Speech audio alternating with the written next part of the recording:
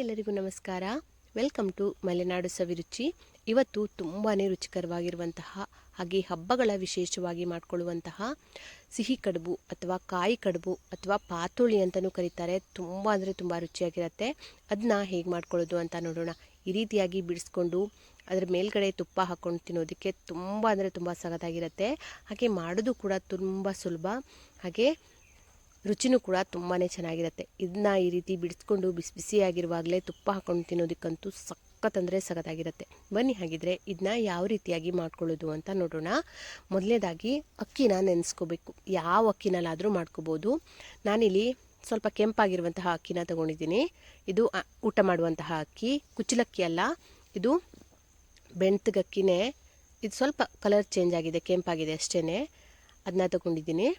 ಅದನ್ನ ಈಗ ಒಂದು ಸ್ವಲ್ಪ ಚೆನ್ನಾಗಿ ನೀರು ಹಾಕಿ ತೊಳೆದು ಒಂದು 5ರಿಂದ 6 ಆಗುವಷ್ಟು ಏಲಕ್ಕಿನ ಹಾಕಿ ಒಂದು 5ರಿಂದ 6 ಗಂಟೆಗಳ ಕಾಲ ನೆನೆಸಿಟ್ಕೊತಾ ಇದ್ದೀನಿ. ಚೆನ್ನಾಗಿ ತೊಳ್ಕೊಂಡು ನೆನೆಸ್ಕೋಬೇಕು. ಹಾಗೆ ಈ ರೀತಿ ನೆನೆಸ್ಕೊಂಡಾದಮೇಲೆ ಒಂದು 5ರಿಂದ 6 ಗಂಟೆ ನೆನೆಸ್ಕೊಂಡಾದಮೇಲೆ ಇದನ್ನ ಈಗ ರುಬ್ಕೋಬೇಕು. ಇರುವಂತಹ ಏಲಕ್ಕಿನೂ ಕೂಡ ಹಾಕಿ ಇದನ್ನ ರುಬ್ಕೋಬೇಕು. ಎಷ್ಟು ಸಾಧ್ಯನೋ ಅಷ್ಟು ನುಣ್ಣಗೆ ಇದನ್ನ ರುಬ್ಕೋಬೇಕಾಗತ್ತೆ. ಇದಕ್ಕೆ ಸ್ವಲ್ಪ ನೀರನ್ನು ಹಾಕಿ ರುಬ್ಕೋತಾ ಇದ್ದೀನಿ. ಸಾಫ್ಟಾಗಿ ಇದನ್ನ ರುಬ್ಕೋಬೇಕು. ರುಬ್ಬಿರುವಂತಹ ಹಿಟ್ಟನ್ನು ಈ ರೀತಿಯಾಗಿ ಒಂದು ಪಾತ್ರೆಯಲ್ಲಿ ಹಾಕಿ ಇಟ್ಕೊಳ್ತಾ ಇದ್ದೀನಿ. ನೋಡಿ, ಹೀಗೆ ಎಲ್ಲನೂ ಕೂಡ ಅಷ್ಟೇ, ಅಂದರೆ ಎಷ್ಟು ಸರಿ ಆಗುತ್ತೋ ಅಷ್ಟು ಸರಿ ಈ ರೀತಿಯಾಗಿ ರುಬ್ಕೋತಾ ಇದ್ದೀನಿ. ನಾನಿಲ್ಲಿ 2 ಕಪ್ ಆಗುವಷ್ಟು ಅಕ್ಕಿನ ತಗೊಂಡಿದ್ದೀನಿ. ಹಾಗೆ ಒಂದು 5ರಿಂದ 6 ಆಗುವಷ್ಟು ಏಲಕ್ಕಿನ ನೆನೆಸಿಟ್ಕೊಂಡಿದ್ದೆ. ಈಗ ಇದನ್ನ ಚೆನ್ನಾಗಿ ಒಂದು ಸರಿ ಮಿಕ್ಸ್ ಮಾಡಿಕೊಂಡು ಒಂದು ಸ್ವಲ್ಪ ನೀರನ್ನು ಹಾಕ್ಕೊಳ್ತಾ ಇದ್ದೀನಿ. ತುಂಬ ಜಾಸ್ತಿ ನೀರು ಹಾಕ್ಕೊಳ್ಬಾರ್ದು. ಹಾಗೆ ಮಿಕ್ಸಿನ ತೊಳೆದು ಸ್ವಲ್ಪ ನೀರನ್ನು ಹಾಕಿ ಇದನ್ನ ಈಗ ಕಾಯಿಸ್ಕೋಬೇಕು. ಇದಕ್ಕೆ ನಾನಿಲ್ಲಿ ಈ ಸೌಟ್ನಲ್ಲಿ 2 ಸೌಟ್ ಆಗುವಷ್ಟು ಬೆಲ್ಲನ ಹಾಕ್ಕೊಳ್ತಾ ಇದ್ದೀನಿ. ತುಂಬ ಬೆಲ್ಲ ಹಾಕಬೇಕು ಅಂತೇನಿಲ್ಲ, ಸ್ವಲ್ಪ ಹಿಟ್ಟು ಸ್ವಲ್ಪ ಸ್ವೀಟ್ ಆಗಿರೋದಕ್ಕೆ ಸ್ವಲ್ಪ ಬೆಲ್ಲನ ಹಾಕ್ಕೊಳ್ತಾ ಇದ್ದೀನಿ. ನೋಡಿ, ಈ ಸೌಟ್ನಲ್ಲಿ 2 ಸೌಟ್ ಆಗುವಷ್ಟು ಬೆಲ್ಲನ ಹಾಕಿ ಇದನ್ನ ಈಗ ಕಾಯಿಸ್ಕೋಬೇಕು. ಚೆನ್ನಾಗಿ ಒಂದ್ಸರಿ ಮಿಕ್ಸ್ ಮಾಡಿಕೊಂಡು ಇದನ್ನ ಕಾಯಿಸ್ಕೋಬೇಕಾಗತ್ತೆ.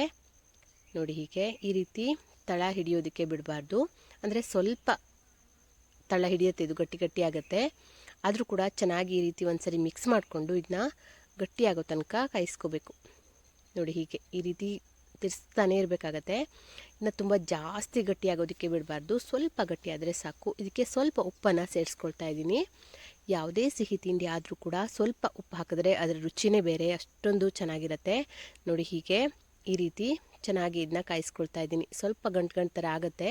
ಚೆನ್ನಾಗಿ ಇದನ್ನ ಈ ಥರ ಮಾಡಿ ಮಿಕ್ಸ್ ಮಾಡ್ಕೊತಾನೆ ಇದನ್ನ ನೋಡಿ, ಈ ರೀತಿ ಇಷ್ಟು ಗಟ್ಟಿ ಆಗಬೇಕು. ಇಷ್ಟು ಗಟ್ಟಿಯಾಗೋ ತನಕ ಇದನ್ನ ಕಾಯಿಸ್ಕೊಳ್ಬೇಕು. ಹೀಗೆ ಗಂಟಾಗಿರೋದನ್ನು ಈ ರೀತಿಯಾಗಿ ಸ್ವಲ್ಪ ತಿಕ್ಕತಾನೆ ಇದನ್ನ ಕಾಯಿಸ್ಕೊಂಡ್ರೆ ಗಂಟೆಲ್ಲ ಒಡೆಯುತ್ತೆ ಇದು. ನೋಡಿ, ಹೀಗೆ ಈ ರೀತಿಯಾಗಿ ಆದರೆ ಸಾಕು. ಈಗ ನಾನಿಲ್ಲಿ ಅರಿಶಿನ ಎಲೆ ಬದಲಿಗೆ ಬಾಳೆ ಎಲೆನ ಬಳಸ್ಕೊಳ್ತಾ ಇದ್ದೀನಿ. ಬಾಳೆ ಎಲೆನ ಈ ರೀತಿಯಾಗಿ ಬಾಡಿಸ್ಕೊಳ್ತಾ ಇದ್ದೀನಿ. ನಮಗೆ ಎಷ್ಟು ದೊಡ್ಡದಾಗಿ ಬೇಕೋ ಅಷ್ಟು ದೊಡ್ಡದಾಗಿ ಬಾಳೆ ಎಲೆನ ಕಟ್ ಮಾಡಿಕೊಂಡು ಅದನ್ನ ಈ ರೀತಿಯಾಗಿ ಕಾಯಿಸ್ಕೋಬೇಕು, ಅಂದರೆ ಬಾಳೆನ ಬಾಡಿಸ್ಕೋಬೇಕು. ಈಗ ಹಿಟ್ಟು ಕೂಡ ಚೆನ್ನಾಗಿ ರೆಡಿಯಾಗಿದೆ. ಹಾಗೆ ಕಾಯಿ ತುರಿನೂ ಕೂಡ ರೆಡಿ ಮಾಡಿ ಇಟ್ಕೊಂಡಿದ್ದೀನಿ. ನೋಡಿ, ಇಷ್ಟು ಗಟ್ಟಿಯಾಗಿರಬೇಕು ಹಿಟ್ಟು, ತುಂಬ ತಿಳುವಾಗಿರಬಾರ್ದು, ಹಾಗೆ ತುಂಬ ಗಟ್ಟಿಯಾಗಿಯೂ ಇರಬಾರ್ದು. ಇಷ್ಟಾದರೆ ಸಾಕಾಗತ್ತೆ. ನಾನಿಲ್ಲಿ 2 ತೆಂಗಿನಕಾಯಿನ ತಗೊಂಡಿದ್ದೀನಿ. ಅದನ್ನ ತುರಿದು ಇಟ್ಕೊಂಡಿದ್ದೀನಿ. ಅದಕ್ಕೆ ಸಿಹಿಗೆ ಎಷ್ಟು ಬೇಕು ಅಂತ ನೋಡಿಕೊಂಡು ಬೆಲ್ಲನ ಹಾಕ್ಕೊಳ್ಬೇಕಾಗತ್ತೆ. ನೋಡಿ, ನಾನೀಗ ಇದರಲ್ಲಿ ಅಂದರೆ ಕಾಯಿ ತುರಿಗೆ ಎಷ್ಟು ಸಿಹಿ ಬೇಕು ಅಷ್ಟನ್ನು ನೋಡಿಕೊಂಡು ಬೆಲ್ಲನ ಹಾಕಿ ಈ ರೀತಿಯಾಗಿ ಕಲಿಸ್ಕೊಳ್ತಾ ಇದ್ದೀನಿ. 2 ಕಪ್ ಕಾಯಿ ತುರಿ ಇದ್ದರೆ ಸುಮಾರು 1 ಕಪ್ ಆಗುವಷ್ಟು ಬೆಲ್ಲ ಬೇಕಾಗುತ್ತೆ. ಬೆಲ್ಲನ ಸಿಹಿಗನುಸಾರವಾಗಿ ಸೇರಿಸ್ಕೋಬೋದು. ನೋಡಿ, ಈಗ ಈ ರೀತಿಯಾಗಿ ಚೆನ್ನಾಗಿ ತೆಂಗಿನಕಾಯಿ ತುರಿ ಜೊತೆ ಬೆಲ್ಲ ಚೆನ್ನಾಗಿ ಮಿಕ್ಸ್ ಆಗಬೇಕು. ಅಲ್ಲಿ ತನಕನೂ ಈ ರೀತಿಯಾಗಿ ನೀಟಾಗಿ ಕಲಿಸ್ಕೊಳ್ತಾ ಇದ್ದೀನಿ. ನೋಡಿ, ಹೀಗೆ ಈ ರೀತಿಯಾಗಿ ಪೂರ್ತಿಯಾಗಿ ಚೆನ್ನಾಗಿ ಮಿಕ್ಸ್ ಆಗೋ ತನಕನೂ ಕಲಿಸ್ಕೋಬೇಕು. ನೋಡಿ, ಈ ರೀತಿಯಾಗಿ ಆಗಿದೆ. ಇಷ್ಟಾದರೆ ಸಾಕು. ಅಂದರೆ ತುಂಬ ಜಾಸ್ತಿ ಬೆಲ್ಲ ಆಗಿಬಿಟ್ರೆ ಸ್ವೀಟ್ ಜಾಸ್ತಿ ಆಗಿಬಿಡುತ್ತೆ. ಯಾಕೆಂದರೆ ನಾವು ಹಿಟ್ಟಿಗೂ ಕೂಡ ಸ್ವೀಟ್ನ ಹಾಕಿದ್ದೀವಿ, ಹಾಗಾಗಿ ತುಂಬ ಜಾಸ್ತಿ ಆಗಿಬಿಡುತ್ತೆ. ಹಾಗಾಗಿ ನೋಡಿಕೊಂಡು ಸೇರಿಸ್ಕೋಬೇಕು. ಈಗ ಸ್ವಲ್ಪ ಹಿಟ್ಟನ್ನು ಈ ರೀತಿಯಾಗಿ ಹಾಕ್ಕೊಂಡು ಇದನ್ನ ಸ್ಪ್ರೆಡ್ ಮಾಡ್ಕೋಬೇಕು ಬಾಳೆ ಎಲೆ ಮೇಲೆ. ಹಿಟ್ಟು ಇನ್ನು ಒಂದು ಸ್ವಲ್ಪ ಗಟ್ಟಿಯಾದರೂ ಕೂಡ ನಡೆಯುತ್ತೆ. ನೋಡಿ, ಈ ರೀತಿಯಾಗಿ ಕೈಯಲ್ಲಿ ಹಿಟ್ಟನ್ನು ಹಚ್ಕೊಳ್ಳೋ ಥರ ಆದರೂ ಸಾಕು, ಇಲ್ಲ ಸ್ವಲ್ಪ ತಿಳುವಾಗಿದ್ರೂ ಓಕೆ. ನೋಡಿ, ಇಷ್ಟ ಆಗಿದ್ರೂ ಓಕೆ. ಈಗ ಈ ರೀತಿಯಾಗಿ ತಿಳುವಾಗಿ ಬಾಳೆ ಎಲೆ ಮೇಲೆ ಹಾಕಿ ಕಾಯಿ ತುರಿನ ಹಾಕ್ಕೊಳ್ತಾ ಇದ್ದೀನಿ ಮೇಲ್ಗಡೆ.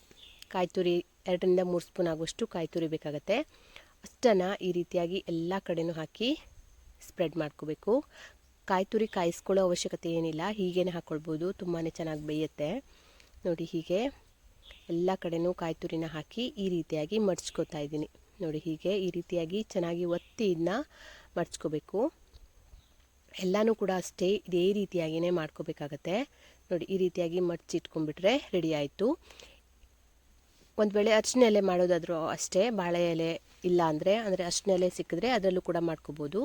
ಅರಿಶಿನ ಎಲೆನಲ್ಲೂ ಅಷ್ಟೇ ಇದೇ ರೀತಿಯಾಗಿ ಹಚ್ಚಿ ಒಳಗಡೆ ತೆಂಗಿನ ತುರಿನ ಹಾಕಿ ಈ ಥರ ಚೆನ್ನಾಗಿ ಮಡ್ಚಿಟ್ಕೊಂಡ್ಬಿಟ್ರೆ ಬೇಯಿಸೋದಕ್ಕೆ ತುಂಬಾ ಚೆನ್ನಾಗಾಗತ್ತೆ. ನೋಡಿ ಹೀಗೆ ಸ್ವಲ್ಪ ತಿಳುವಾಗಿಯೇ ಹಾಕ್ಕೊಳ್ಬೇಕು, ತಿಳುವಾಗಿ ಹಾಕ್ಕೊಂಡ್ರೆ ಚೆನ್ನಾಗಿ ಬಿಡುತ್ತೆ ಅದು ಆಮೇಲೆ ಬಾಳೆ ಎಲೆ. ನೋಡಿ ಈಗ ಇದೇ ರೀತಿಯಾಗಿ ಎಲ್ಲನೂ ಕೂಡ ರೆಡಿ ಮಾಡಿ ಇಟ್ಕೊತಾ ಇದ್ದೀನಿ. ಮೇಲ್ಗಡೆ ಕಾಯಿ ತುರಿ ಎಷ್ಟು ಬೇಕು ಅಂತ ನೋಡಿಕೊಂಡು ಈ ರೀತಿ ಕಾಯಿ ತುರಿನ ಹಾಕಿ ಇದನ್ನ ಮಡಚಿ ಇಟ್ಕೊಂಡ್ಬಿಟ್ರೆ ರೆಡಿ ಆಯಿತು.